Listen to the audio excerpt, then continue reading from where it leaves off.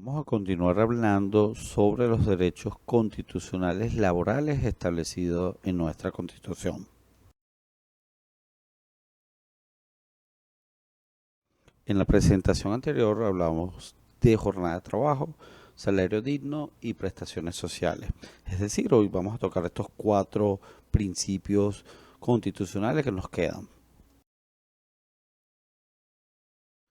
En la Constitución de 1999 se estableció como principio la estabilidad en el puesto de trabajo. Es decir, con este principio se evitaban los despidos en forma injustificada. Es decir, la ley prohibía los despidos en forma injustificada, sin embargo, permitía, ya que se hablaba de estabilidad relativa, en el sentido de que permitía esta misma ley de que sí, el patrón no podía despedir injustificadamente a un trabajador siempre y cuando pagara unas indemnizaciones, es decir, pagar las indemnizaciones por despido injustificado.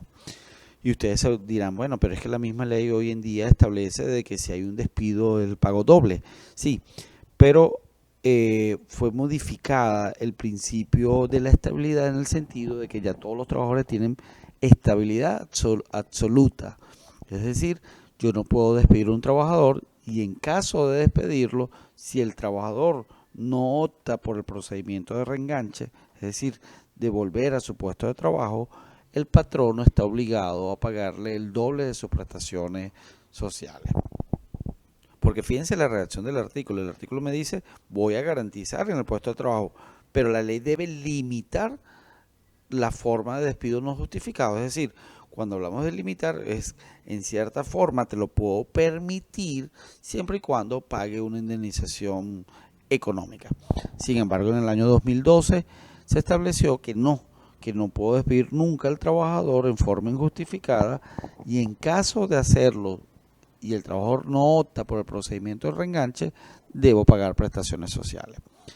Sin embargo, como les señalé, esto es de la Constitución del año 99, pero a raíz de todos los problemas políticos en el año 2002 se implementó la inamovilidad. ¿Por qué hablo de implementar? Porque ciertamente la inamovilidad siempre ha existido a lo largo de los años. Sin embargo, era temporal. La inamovilidad siempre ha tenido como la característica que es temporal, no es permanente como está hoy desde el año 2002. Imagínense, o sea, tiene más de 19 años, porque fue en abril del año 2002 cuando empezó a prorrogarse continuamente la inamovilidad, que esto permite, por temas políticos a mi forma de ver, una protección completa del trabajador frente al patrono.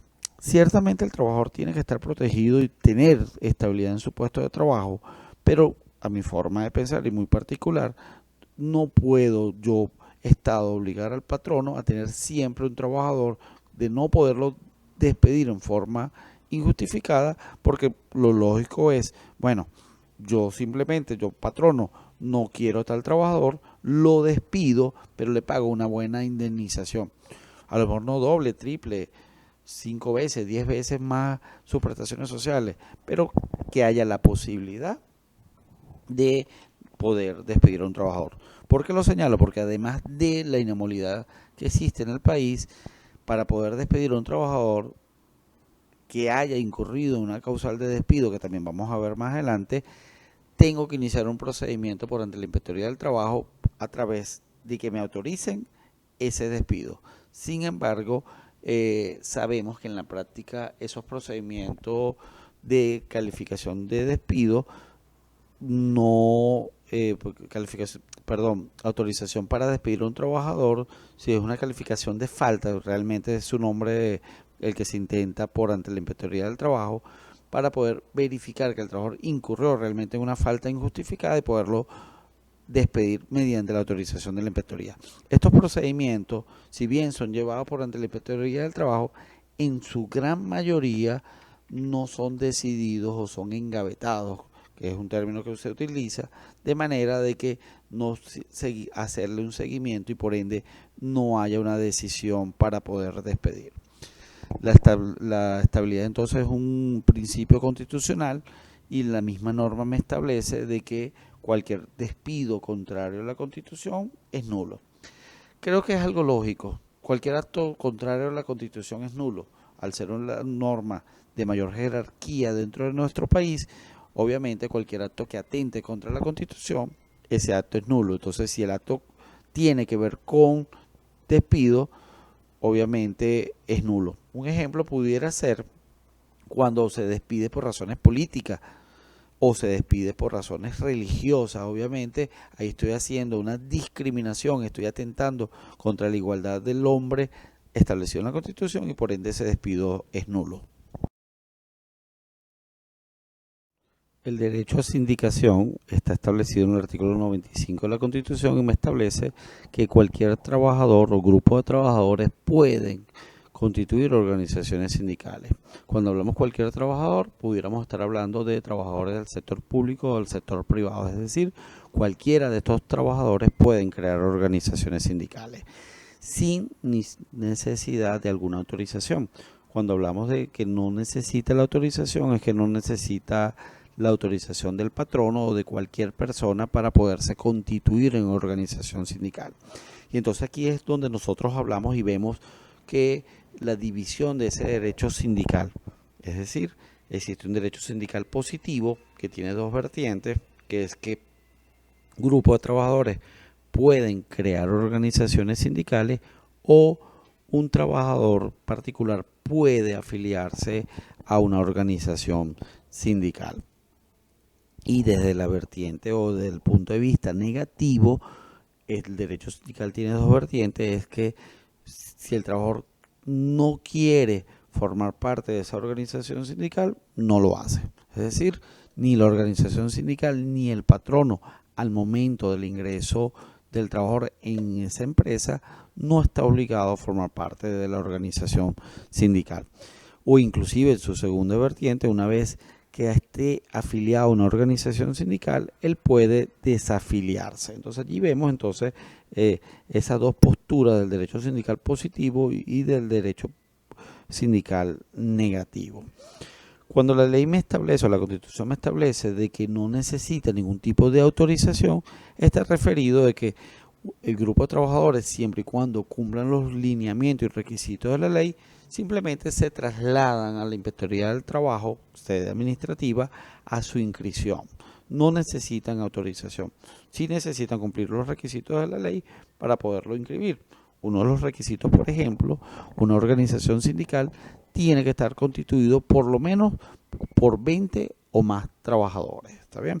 Entonces, si existe algún requisito que no sea cumplido por los trabajadores, el inspector del trabajo no puede negar la inscripción, sino que simplemente se abstiene de su inscripción y lo que hace es ordena la subsanación, es decir, ordena corregir para que este grupo de trabajadores, una vez corregido ese defecto o ese requisito de ley, el inspector del trabajo automáticamente debe inscribir esa organización sindical. La norma me establece igualmente de que los trabajadores que van a formar parte, ya sean los creadores o los afiliados, durante la creación o inclusive posterior a su creación, están protegidos por inamovilidad. Es decir, tienen estabilidad absoluta. No puede ser despedido sin justa causa. La norma igualmente me va a establecer que las organizaciones sindicales no están sujetas a disolución administrativa ni siquiera a suspensión. ¿Qué significa? Que si bien es cierto que estas organizaciones sindicales son inscritas por ante la Inspectoría del Trabajo, que es un órgano administrativo, sí pueden ser disueltas por un órgano jurisdiccional.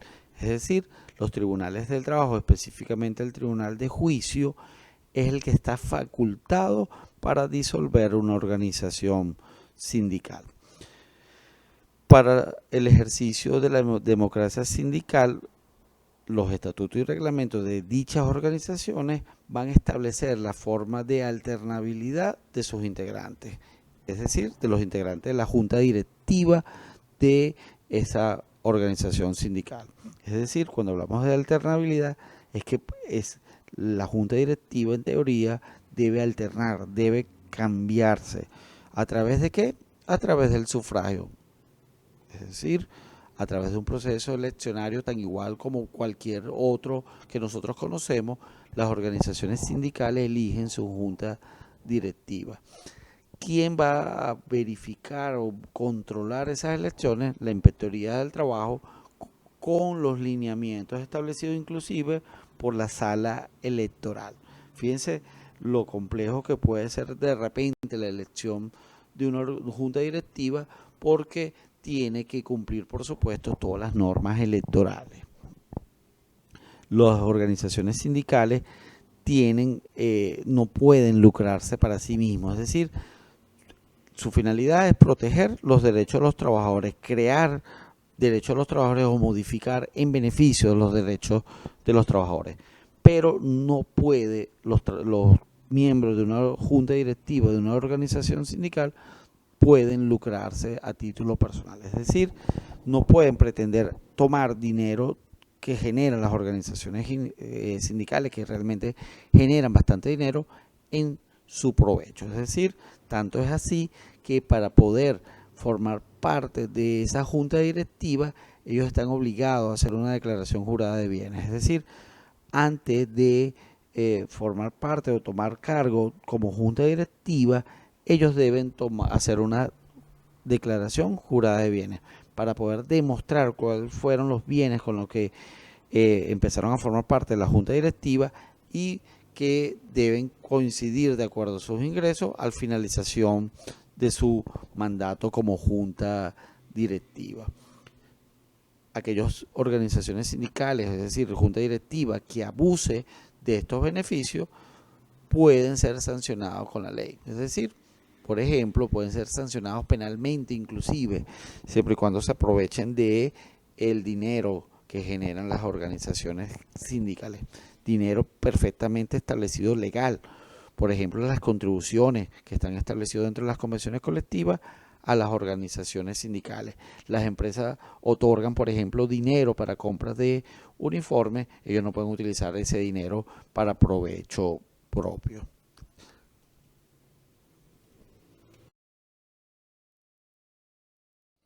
La convención colectiva o contrato colectivo está establecido en el artículo 96 de la Constitución.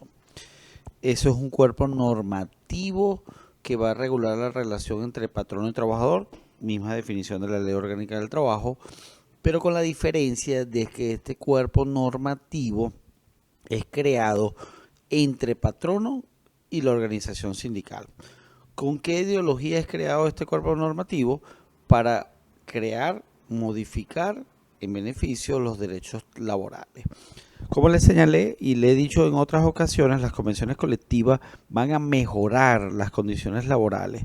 Pero cuando hablamos mejorar las condiciones laborales, uno es que es algo mejor que la ley, por supuesto, y dos, no necesariamente tiene que ser todo desde el índole económico, perdón.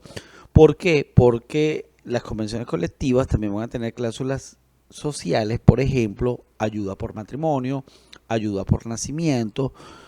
Cuando estoy hablando de ayuda, a lo mejor no estoy hablando de económico, porque no sería socioeconómico. Una bonificación por matrimonio, una bonificación por nacimiento. Entonces son cláusulas sociales y socioeconómicas. Otra de las cláusulas, por ejemplo, sociales, que tiene que ver con el entorno entre trabajador y sus familiares, pudiera ser una excursión para niños de trabajadores. No tiene nada que ver desde el punto de vista económico, es decir, no hay una retribución económica directa al trabajador, sino un beneficio social. Una fiesta fin de año de niños es un beneficio social y socioeconómico que ayuda obviamente al entorno social del trabajador, pero implica una parte económica. Una beca de estudio tiene que ver con la parte social del trabajador, los estudios del hijo, pero es a través de una remuneración, una parte económica. Las convenciones colectivas también tienen cláusulas que se llaman cláusulas de envoltura o preliminares, que son aquellas que le van a dar forma a la convención colectiva. No tienen ningún matiz ni social, ni socioeconómico, ni ningún tipo, ¿verdad? Sino que le va a dar, como les dije, la envoltura o la forma a la convención colectiva. Ejemplo, de las convenciones colectivas siempre tienen en su primera cláusula las definiciones, que se entiende por patrono, que se entiende por trabajadores, quién es el sindicato, que se entiende por salario. Van a definir los términos utilizados dentro de la convención. O otra, por ejemplo, pudiera ser la duración de la convención colectiva, que tiene que ver con la forma de esa convención colectiva. Otra sería las cláusulas de higiene y salud laboral, que tienen que ver netamente con la salud de los trabajadores. Bueno, la empresa contará con una ambulancia, contará con un centro médico dentro de la empresa otorgará exámenes de laboratorios cada cierto tiempo, por poner un ejemplo, que tienen que ver con la salud e higiene laboral. O cláusulas sindicales, que tienen que ver netamente con la organización sindical. ¿Quién es el sindicato? ¿Cuáles son las contribuciones para el sindicato? ¿Dónde va a tener la oficina sindical dentro de la empresa? Entonces fíjense que son un sinfín de cláusulas que pueden contener la convención colectiva, que olvidé la que más siempre nombran, que es las cláusulas económicas, que tiene que ver netamente con la parte remunerativa del trabajador por la prestación del servicio. Horas extraordinarias, cómo se paga el bono nocturno, cuál es el salario, cuánto se van a pagar de utilidades o vacaciones, en fin, todos los aspectos económicos de una convención colectiva. La norma me señala que el Estado va a proponer, va a garantizar el desarrollo para favorecer esas relaciones colectivas y la solución de los conflictos. ¿Por qué? Porque el órgano administrativo inspectorial del trabajo se va a encargar como órgano mediador o conciliador de tramitar esas convenciones colectivas entre patronos y organización sindical, para que sea un tercero el que ayude en la toma de decisiones de esa convención colectiva. El principio de ultraactividad de las convenciones colectivas, ¿verdad?, significa que las cláusulas permanecen vigentes en el tiempo hasta tanto no haya otra que las sustituya. Las convenciones colectivas normalmente tienen una duración máxima de 3 años, y una vez alcanzados esos 3 años no es que terminan su vigencia, sino, o mejor dicho, su validez. La norma se mantiene en el tiempo válida hasta que haya otra convención colectiva que la sustituya. El hecho de los 3 años es que, bueno, los trabajadores y patronos se convinieron que durante esos 3 años esas eran las normas por las cuales se iban a regir. Una vez acabado, se debe presentar, o antes que se acabe, unos meses antes, debe presentarse un nuevo proyecto para ser discutido. Pero por cualquier causa, esas convenciones pueden retrasarse su discusión y prolongarse en el tiempo. Por eso se habla del principio de ultraactividad, en el sentido de que se mantiene vigente a pesar de que dentro de la duración de la convención colectiva se haya señalado un plazo. Igualmente, uno de los principios de las convenciones colectivas, que se le aplica a todos los trabajadores, inclusive a aquel trabajador que haya ingresado con posterioridad. Bueno, resulta ser que la convención colectiva fue celebrada en el 2021 por 3 años, pero hay trabajadores que entraron en el 2022 o en el 2023, por poner un ejemplo. A estos trabajadores, aunque hayan ingresado con fecha posterior a la creación de esa convención colectiva, igual van a ser beneficiados de estas convenciones colectivas. Los trabajadores están amparados, gozan de esos beneficios, mientras y cuando estén dentro, obviamente, de la prestación de servicios, estén como trabajadores activos, ¿está bien? Las organizaciones sindicales, como los mencioné anteriormente, son personas jurídicas que son creadas dentro de la empresa para la fomentación de estas convenciones colectivas, por ejemplo. Y algo que se me olvidó comentarle, que una empresa puede tener diversas organizaciones sindicales, pero solamente una es la que va a administrar, va a manejar la convención colectiva, los derechos de los trabajadores. ¿Y cuál va a ser esta?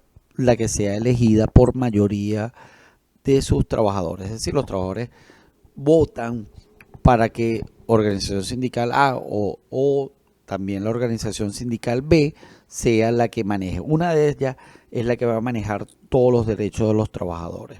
Y el hecho de que yo no esté inscrito en una organización sindical, que ese derecho sindical negativo, por eso no voy a dejar de gozar de los beneficios de la convención colectiva. Es decir, el trabajador per se, por ser solamente trabajador de una empresa y hay convención colectiva, él goza de esos beneficios laborales independientemente esté inscrito o no en esa organización sindical que creó y formó esa convención colectiva. Otro de los principios establecidos en la Constitución es la huelga en su artículo 97 y es claro al señalar que cualquier trabajador, ya sea del sector público o del privado, pueden tener derecho a huelga. Es decir, tienen derecho a esa manifestación legal, valga la redundancia, ¿verdad? Ya voy a explicar por qué, siempre y cuando se haga dentro de las condiciones establecidas en la ley.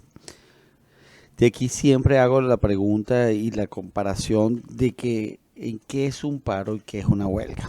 Bueno, resulta ser que ambas son paralizaciones de labores, ambas pueden ser manifestaciones pacíficas o no, ambas influyen en la producción o posiblemente de una empresa o no, pero una es legal y la otra no. El paro se hace en forma intempestiva, es decir, sin ninguna autorización por algún organismo competente, que en este caso es la Inspectoría del Trabajo.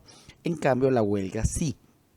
La huelga se hace a través de un procedimiento establecido en la misma ley por ante la Inspectoría del Trabajo, que es conocido que se realiza a través de 120 horas continuas que se cuentan, se contabilizan, pero se contabilizan de forma decreciente, es decir, desde las 120 horas hasta alcanzar la famosa hora cero. Si ustedes observan en algunas manifestaciones o inclusive en una película venezolana llamada La Hora Cero, es que es el punto en el que estalla la huelga. Así es el término que se utiliza. Es a partir de la hora cero es que se permite la manifestación, se permite la paralización de ciertas labores. Cuando hablo se permite porque el inspector del trabajo, una vez alcanzada la hora cero, es decir, transcurrieron 120 horas, él es el que va a decretar o declarar la huelga. Hasta tanto él no la declare, pueden haberse alcanzado las 120 horas, pero la huelga no estalla, no se configura hasta que esté autorizada por el inspector del trabajo. Este inspector del trabajo verifica las condiciones mínimas de seguridad en que se debe cumplir la huelga. Por ejemplo, no va a permitir que todos los vigilantes de la empresa entren en huelga, porque entonces no va a haber resguardo de los bienes de la empresa. O, por ejemplo, no va a permitir que todos los trabajadores que laboren en una caldera que no se puede prender y apagar fácilmente, se vayan a huelga. ¿Qué fue lo que ocurrió en esa película venezolana? Todos los médicos se paralizaron en el país realmente en esa época y hubo un colapso. Hoy en día no se permite, por un momentico, los trabajadores de la salud se van a ir a huelga. Bueno, el órgano administrativo, Inspectoría del Trabajo, verifica cuáles son las condiciones mínimas que deben cumplirse para generarse la huelga. Una vez verificadas estas condiciones, cuando el inspector autoriza la huelga. Durante la huelga, ¿cuál es la consecuencia jurídica de la huelga? No se presta servicio, pero tampoco se paga salario. Es decir, los trabajadores pueden manifestar, pueden paralizar labores, pero no van a cobrar salario. El patrono no puede exigir que presten servicio, pero está facultado a no pagar salario. ¿Está bien? Siempre normalmente la huelga lo que busca es colocar a patronos y trabajadores en una condición de repente, llámese más crítica o más de mayor importancia, para que efectivamente patrono y trabajador se pongan de acuerdo en algún beneficio que no se cumple dentro de una convención colectiva o simplemente porque el patrono no quiere negociar una convención colectiva. Entonces, por eso que ustedes ven siempre pancartas o en los carros, hora cero, ya es como exigiéndole a ese inspector del trabajo para que acuerde, obviamente, la paralización, la huelga como tal. Muchas gracias por su atención.